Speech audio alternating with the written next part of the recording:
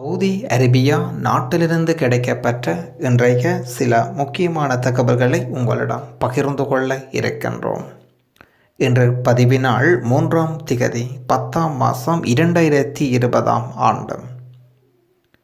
யத்தா தமிழ் சங்கம் சார்பாக ஏற்பாடு செய்யப்பட்ட விசேட விமானம் அக்டோபர் 8ஆம் திகதி தமாமிலிருந்து சென்னைக்கு பயணமாக இருக்கின்றது.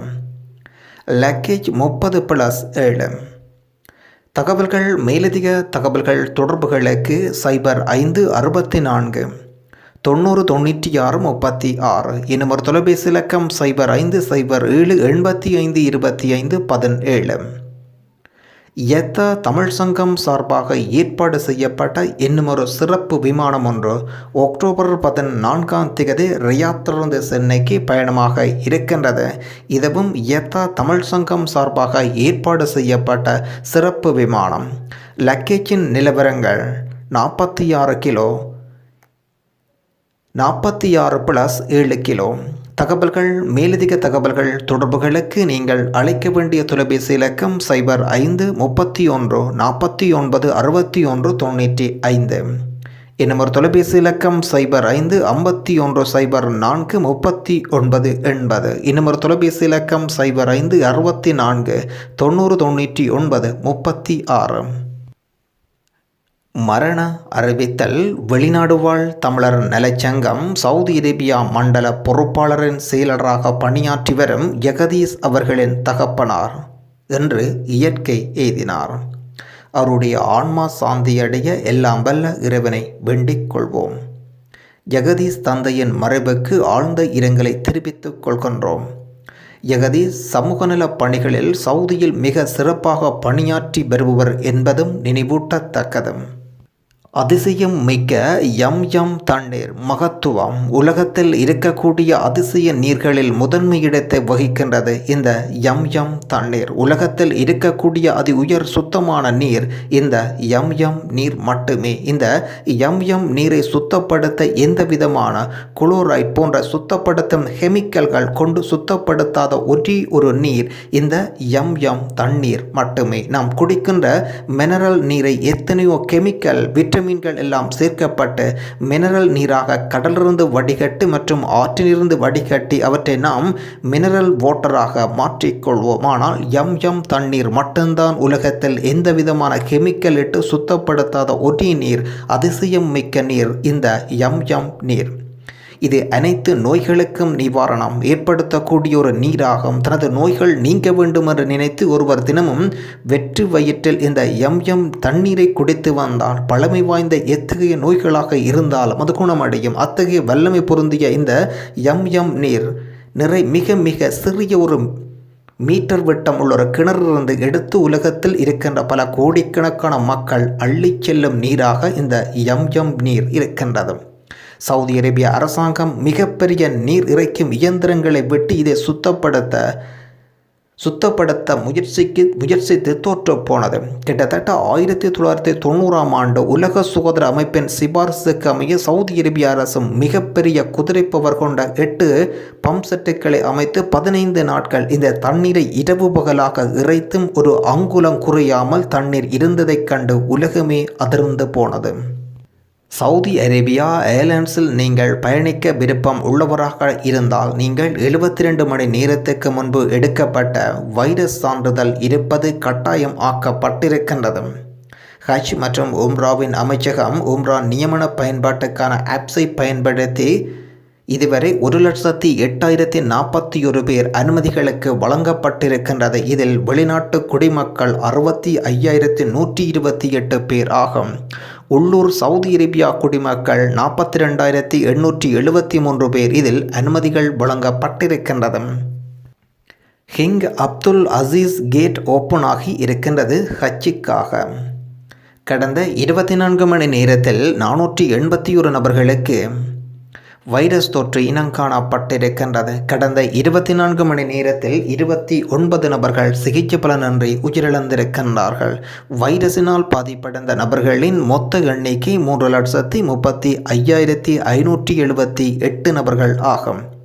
வைரஸ் காரணமாக இதுவரை இறந்தவர்களின் மொத்த எண்ணிக்கை 4823 நபர்கள் ஆகும்.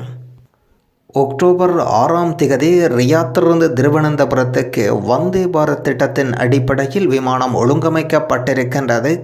லக்கேஜின் பெறுமதி 25 கிலோ, கேன் லக்கேஜ் 7 கிலோவாக காணப்படுகின்றது. 72 மணி நேரத்துக்கு முன்பு எடுக்கப்பட்ட வைரஸ் சான்றிதழ் அவசியம். வந்தே பாரத் திட்டத்தின் அடிப்படையில் ரியாத்திலிருந்து கண்ணூருக்கு அக்டோபர் 8ஆம் திகதி சிறப்பு விமானம் இருக்கின்றது. வந்தே பாரத் திட்டத்தின் கீழ் ஒழுங்கமைக்கப்பட்ட விமானம் லக்கேஜின் பெறுமதி 25 கிலோ, ஹேண்ட் லக்கேஜ் 7 கிலோவாக காணப்படுகின்றது. சூடான் நாட்டில் வெள்ளப்பெருக்கினால் பாதிக்கப்பட்ட மக்களுக்கு உதவும் நோக்கத்தில் 100 தொன் பெரித்தம் பழங்களை அன்பளிப்பாக வழங்கியிருக்கின்றது சவுதி அரேபியா. இன்றைய நாணய பெறுமதிகள் இந்திய ரூபாவில் 19.16 புள்ளிகள், இலங்கை ரூபாவில் 48.84 புள்ளிகள்.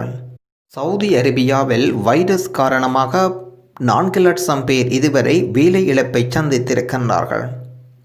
குறிப்பாக 2 லட்சத்துக்கும் மேற்பட்ட வெளிநாட்டு தொழிலாளர்கள் வேலைகளை இழந்திருக்கின்றார்கள். உள்ளூர் சவுதி அரேபியாவைச் சேர்ந்தவர்கள் 1,16,000 பேர் வேலைவாய்ப்பை இழந்திருக்கின்றார்கள்.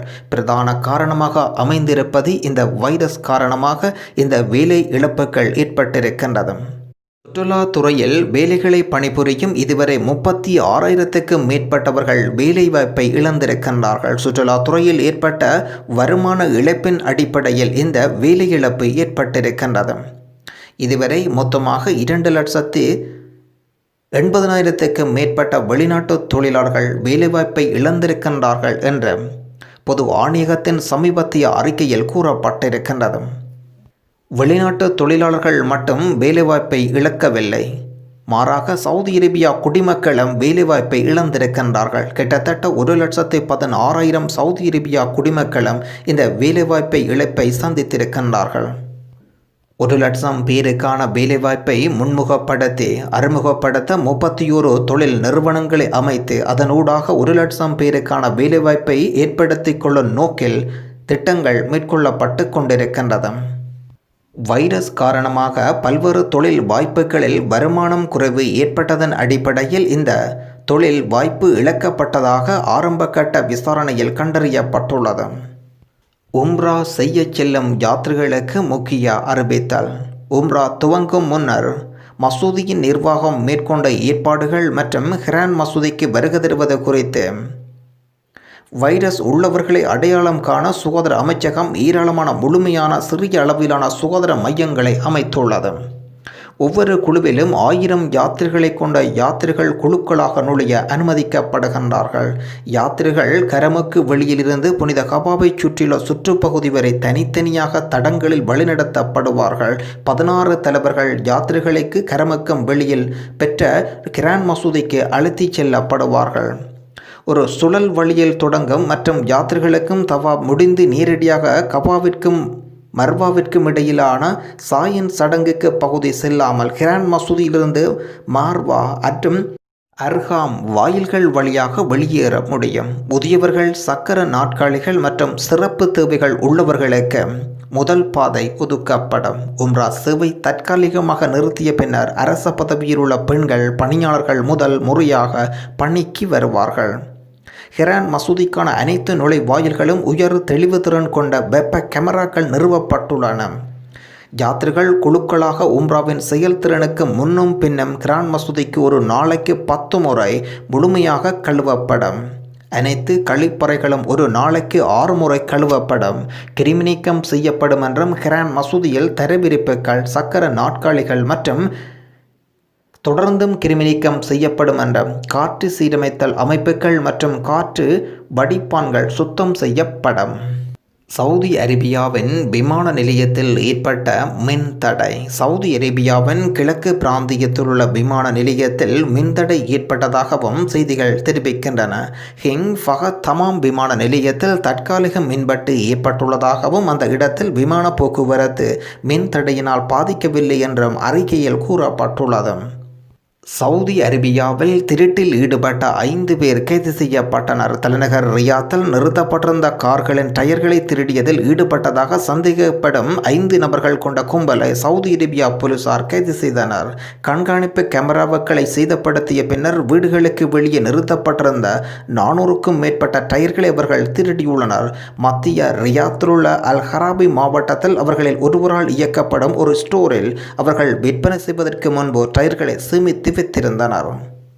இலங்கையின் விமான நிலையம் 2021 முற்பகுதியில் திறக்கப்படும் என்று இலங்கையின் அமைச்சர் ரணதுங்க தெரிவித்துள்ளார். உலக சுகாதார அமைப்பின் ஆலோசனையை பற்றி எதிர்வரும் 2021ஆம் ஆண்டு இலங்கை கட்டுநாயக்க விமான நிலையம் திறக்கப்பட உள்ளதாக அமைச்சர் பிரசன்ன ரணதுங்க அறிவித்துள்ளார். அதற்கமைய எதிர்வரும் வருடம் முற்பகுதியில் கட்டுநாயக்க விமான நிலையத்தை வலிமையான விமான பயணங்களுக்கு திறப்பதற்கு எதிர்பார்ப்பதாகவும் கூறுகின்றார். நன்றி.